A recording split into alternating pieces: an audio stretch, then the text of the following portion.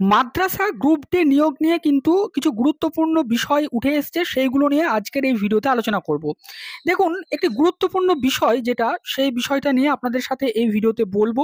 এছাড়াও অনেকেই আমাকে মেসেজ করছেন একটি বিষয় নিয়ে, যে 24,577 যারা ক্যান্ডিডেট, তাদের কিন্তু অ্যাডমিট অনেকের নেই বা হারিয়ে গেছে। তো তারা এখন কি করবেন? যদি তারা ইন্টারভিউ ডাক পান, তাহলে তো অ্যাডমিট কার্ডটা যদি নিয়ে যেতে বলা হয়, তাহলে তো তাদের অ্যাডমিট কার্ড নেই। তো এই বিষয়ে তারা এখন কি করবেন? কোনো অসুবিধা হবে কিনা বা কোনো সুরাহা আছে কিনা এর? এবং আরো একটি গুরুত্বপূর্ণ বিষয়, যে 24,577 জন প্রার্থী যাদের কে পরীক্ষা দিতে হয়নি নতুন করে, যারা অলরেডি পরীক্ষা দিয়েছেন, এবং 73,978 জন প্রার্থী যারা রিসেন্ট 1 সেপ্টেম্বর পরীক্ষা দিলেন 15 নম্বরের। তো এই দুই প্রকার প্রার্থীর কি রেজাল্ট আলাদা আলাদা করে হবে না একসাথে হবে? এই বিষয়টা নিয়ে কিন্তু আরো কিছু প্রশ্ন উঠছে। সেই প্রশ্নের কিছু উত্তর দেওয়ার চেষ্টা করব এই ভিডিওতে। অনুরোধ করব আপনারা এই ভিডিওটি পুরোটা দেখবেন, কোনো অংশে স্কিপ না করে, এবং আমাদের চ্যানেলে নতুন হলে অবশ্যই চ্যানেলটি সাবস্ক্রাইব করবেন। তাহলে চলুন আজকের এই ভিডিওটি শুরু করা যাক। প্রথমে যে আপডেটটা নিয়ে আপনাদের সাথে বলার চেষ্টা করব, সেটি হচ্ছে, এখনো অবধি অনেকেই আমাকে মেসেজ করছেন যে দাদা, মাদ্রাসার যে গ্রুপ ডি ফর্মের যে আপডেট আমরা করতে পারিনি। এই আপডেট বিষয়টা নিয়ে অনেকেই হয়তো ভাবছেন যে আপডেট পোর্টালটা বন্ধ করে দেওয়া হয়েছে, তাহলে এখন কি হবে? আমাকে যারা মেসেজ করেছিলেন তাদেরকে আমি এই প্রশ্নের উত্তরটা দিয়েছি, এবং তারা আমার কথা শুনে ফর্মটা আপডেট করে নিয়েছেন। কিন্তু এখনো অবধি যারা এই বিষয়টা বুঝতে পারছেন না, তাদের জন্য আমি বলি যে দেখুন, ফর্ম আপডেট বিষয়টা কিন্তু প্রত্যেককেই করতে হবে, এবং সেজন্য আপনাদের বাড়িতে প্রত্যেককেই একটা করে চিঠি পাঠানো হয়েছিল। এবং প্রত্যেকেই আমরা বলেছি, যারা ইউটিউবে ভিডিও করি, যে আপনাদেরকে ফর্ম আপডেট করতে হবে। যারা যারা ফর্ম আপডেট করবেন না, তাদের কিন্তু এই পরীক্ষার পরবর্তী যে ধাপগুলো রয়েছে, সেখানে কিন্তু সমস্যা হবে। তার কারণ মাদ্রাসা সার্ভিস কমিশন থেকে পরিষ্কার বলে দেওয়া হয়েছিল ফর্ম আপডেট করতে হবে। এবার এই ফর্ম আপডেট করার জন্য শেষ সময় দেওয়া হয়েছিল 25 অগাস্ট। কিন্তু তারপরেও অনেকেই ফর্ম আপডেট করেননি, বা করতে ভুলে গেছেন, বা বুঝতে পারেননি। তো তারা এখন কি করবেন? দেখুন, তার জন্য এই মাদ্রাসা সার্ভিস কমিশনের অফিসিয়াল ওয়েবসাইটে আপনারা যাবেন, এবং সেখান থেকে আপনারা দেখতে পারবেন যে ফর্ম আপডেটের যে পোর্টালটি, দেখুন এই যে first SLST 2010 group D updation portal, এইটা কিন্তু এখনো অবধি কার্যকর রয়েছে, বা এটা কিন্তু কাজ করছে। আমরা দেখেছি, দেখুন এখানে যদি আমরা ক্লিক করি, তাহলে আমরা এখানে দেখতে পারবো যে আপনারা কিন্তু ফর্ম আপডেট এখনো করতে পারবেন, এমনটাই কিন্তু আমরা দেখতে পাচ্ছি এখান থেকে। যদিও এখানে শেষ ডেট দেওয়া রয়েছে 25/8/2024 রাত্রি 11টা 59 অবধি, কিন্তু এখনো অবধি আপনারা যদি আপনাদের 10 ডিজিট রেজিস্ট্রেশন নম্বর এবং ডেট অফ বার্থ দিয়ে এটা লগ ইন করেন, এবং সেই ফর্মটা যদি আপডেট করে নেন, তাহলে কিন্তু আপডেট করার এখনো সুযোগ দিচ্ছে। বা কেউ আপডেট করে এখনো অবধি যদি প্রিন্ট আউট না নিয়ে থাকেন, তারাও কিন্তু এখানে লগ ইন করে প্রিন্ট আউট নিয়ে নিতে পারবেন। এখানে কিন্তু পরিষ্কার সে বিষয়টা দেখা যাচ্ছে। এখনো অবধি আপডেট করেননি, আমি অনুরোধ করবো আপনারা দ্রুত যত সম্ভব এই ফর্মটা কিন্তু আপডেট করে নিন। এখনো অবধি আমরা যত সম্ভব দেখতে পাচ্ছি আপডেট সম্ভবত হচ্ছে। এবার দেখুন, আরো একটি প্রশ্ন আপনাদের রয়েছে, সেটা হচ্ছে যে 24,577 যাদের ডকুমেন্ট নেই, তারা কি করবেন? তো দেখুন, ডকুমেন্ট হারিয়ে যেতেই পারে, এটা যেহেতু 14 বছর আগের একটি প্রক্রিয়া। তো সেক্ষেত্রে আপনাদের ডকুমেন্ট নাই থাকতে পারে, কিন্তু না থাকলে তাহলে এখন কি করবেন? প্রথমত আমি আপনাদেরকে বলেছিলাম যে মাদ্রাসার যে কতগুলো অফিসিয়াল নম্বর ছিল, সেই নম্বরগুলোতে আপনারা যোগাযোগ করবেন, এবং যোগাযোগ করে এই বিষয়টি জানাবেন।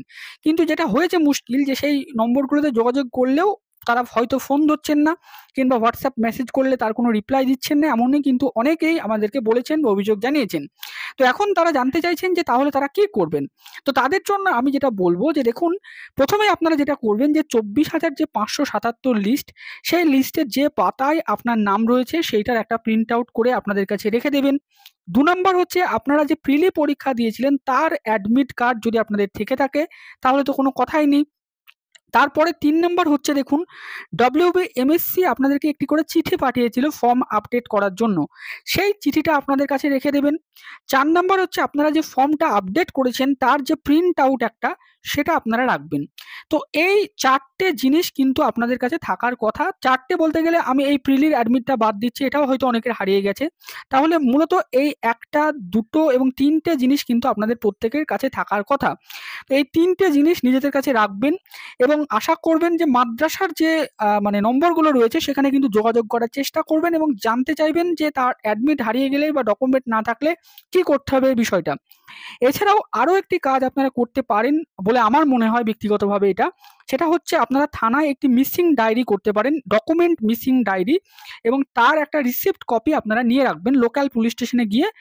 এখানে আপনারা নিজেরাই জানেন, অনেকেই দেখবেন যে কোনো ডকুমেন্ট যদি হারিয়ে যায় তাহলে কিভাবে লোকাল পুলিশ স্টেশনে গিয়ে তার মিসিং ডায়েরিটা করতে হয়। তো সেইটা করে তার একটা রিসিপ্ট কপি আপনারা নিয়ে রাখবেন যে আপনাদের এই ডকুমেন্টটা হারিয়ে গেছে, এইটা উল্লেখ করে। এছাড়াও আপনারা সরাসরি মাদ্রাসা সার্ভিস কমিশনের অফিসে গিয়ে এই সংক্রান্ত একটা গ্রিভেন্সও দিতে পারেন, অর্থাৎ একটি অভিযোগও জমা করতে পারেন। অভিযোগটা এই মর্মে আপনারা জমা করবেন যে দীর্ঘদিন যেহেতু এই পরীক্ষাটা আটকে ছিল, প্রায় 14 বছর আগের এই নিয়োগ প্রক্রিয়া, তার ফলে আপনার কাছে এই মুহূর্তে আর কোনো ডকুমেন্ট নেই, শুধুমাত্র এই 3টে বা 4টে ডকুমেন্ট ছাড়া।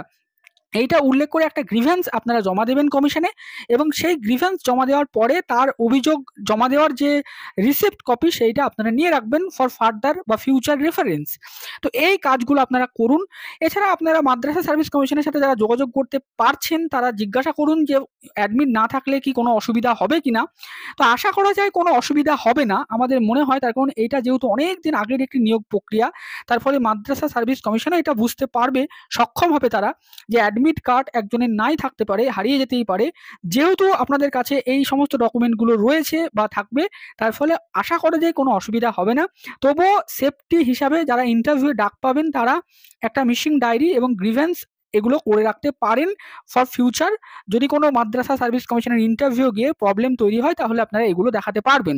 তো আশা করা যায় যাদের ডকুমেন্ট নেই, বলতে গেলে অ্যাডমিট হারিয়ে গেছে, তারা যদি ইন্টারভিউ ডাক পান তাহলে কোনো সমস্যা হবে না বলে আমরা আশা রাখছি। পরবর্তীতে এই নিয়ে যদি কোনো আপডেট থাকে তাহলে সেটা আপনাদের সাথে শেয়ার করব। এবার দেখুন আরেকটি গুরুত্বপূর্ণ বিষয় যে 24,577 এবং 73,978 এদের রেজাল্ট কিভাবে হবে। দেখুন মাদ্রাসা সার্ভিস কমিশনের যে অফিসিয়াল গেজেট তার চ্যাপ্টার 7-এ যেটা বলা হয়েছে যে আপনাদের ইভালুয়েশন এবং ইন্টারভিউ লিস্ট প্রিপারেশন এগুলো কিন্তু একটাই হবে। তার মানে ইভালুয়েশনটাও একটা পরীক্ষা হিসাবেই হবে, এবং মেরিট লিস্ট অর্থাৎ ইন্টারভিউ লিস্ট যেটা সেটাও কিন্তু একটা পরীক্ষার হিসাবেই হবে। কিন্তু এক্ষেত্রে দেখা যাচ্ছে 24,577 এবং 73,978 এদের কিন্তু আলাদা আলাদা করে পরীক্ষা নেওয়া হয়েছে। সমস্যার জায়গা তৈরি হয়েছে এখানেই। এবার এখানে দুই দল প্রার্থী দুই রকম মতামত দিচ্ছেন। একদল প্রার্থী বলছেন যে দুটো প্রার্থীর রেজাল্ট একসাথেই হবে, এটাই স্বাভাবিক, তার কারণ যেহেতু গেজেটে বলা হয়েছে এবং আমরাও আশা করছি যে এরকম করেই হবে, অর্থাৎ 24,577 এবং 73,978 এদের প্রত্যেকের রেজাল্ট একসাথেই ডিক্লেয়ার করা হবে এবং একসাথেই ইন্টারভিউ লিস্ট প্রকাশ করা হবে। কিন্তু যেটা সমস্যা দেখা দিচ্ছে যে অনেক প্রার্থী আবার এটাও মনে করছেন যে যেহেতু দুটো মানে পরীক্ষা আলাদা আলাদাভাবে নেওয়া হলো, তার ফলে যারা 24,577 অনেকদিন আগে পরীক্ষা দিয়েছেন তাদের প্রশ্ন হয়তো কঠিন ছিল কি সহজ ছিল, সেই বিষয়টা আলাদা। এছাড়াও 73,978 জন প্রার্থী যারা পরীক্ষা দিলেন তারা রিসেন্ট পরীক্ষা দিলেন, তো তারাও অনেকদিন আগে পরীক্ষা মানে দীর্ঘদিন তারা পড়াশোনার সাথে যুক্ত ছিলেন না। তো এইরকম করে দুটো পরীক্ষাকে কিন্তু দুরকম পার্সপেক্টিভ থেকে দেখা হচ্ছে, তার ফলে এটা অনেকেই বলছেন বা অনেকে এটা করছেন যে রেজাল্টটা তাহলে কি দুরকমভাবে হবে, নাকি কোনো নর্মালাইজেশন হবে, না কি হবে, এরকমটা অনেকেই সন্দেহ প্রকাশ করছেন বা এই প্রশ্নগুলো তুলছেন। তো এ বিষয়ে আমরা যেটা বলবো, দেখুন যে মাদ্রাসার অফিসিয়াল গেজেটে কিন্তু দুরকমভাবে রেজাল্ট ডিক্লেয়ার করার বা দুটো লিস্ট আলাদা আলাদা করে তৈরি করার এমন কোনো প্রভিশন কিন্তু নেই। এবার এই বিষয়ে মাদ্রাসা সার্ভিস কমিশন যেহেতু দুবার পরীক্ষা নিয়েছে এবং তারা সেই কারণ হিসেবে যেটা বলেছে যে 73,978 জন প্রার্থীর প্রিলিতে তারা যোগ্যতা অর্জন করলেও তারা নাকি মেন পরীক্ষা দিতে পারেনি, এমনটাই মাদ্রাসা সার্ভিস কমিশন তাদের নোটিশে জানিয়েছিল। তো তার জন্য তাদের জন্য নতুন করে পরীক্ষা নিয়েছে তারা 1 সেপ্টেম্বর। এবার তাদের জন্য কি রেজাল্ট আলাদা করে বের করা হবে নাকি একসাথে বের করা হবে, এই বিষয়টা তারা এখনো অব্দি অফিসিয়ালি ভাবে কিছুই জানায়নি। অতএব অফিসিয়ালি ভাবে যদি এই সম্পর্কে কোনো তথ্য না থাকে তাহলে কিন্তু আমাদেরকে এটা ধরে নিতে হবে যে রেজাল্টটা আপাত অর্থে একসাথেই হবে, এরকমটাই কিন্তু ধরে নিয়ে এগোতে হবে। এবার পরবর্তীতে মাদ্রাসা সার্ভিস কমিশন যদি এই বিষয়ে কোনো আপডেট দেয় বা কিছু জানায় যে তারা রেজাল্টটা কিভাবে ডিক্লেয়ার করবে তাহলে সেই বিষয়টা আমরা আপনাদের সাথে বলবো।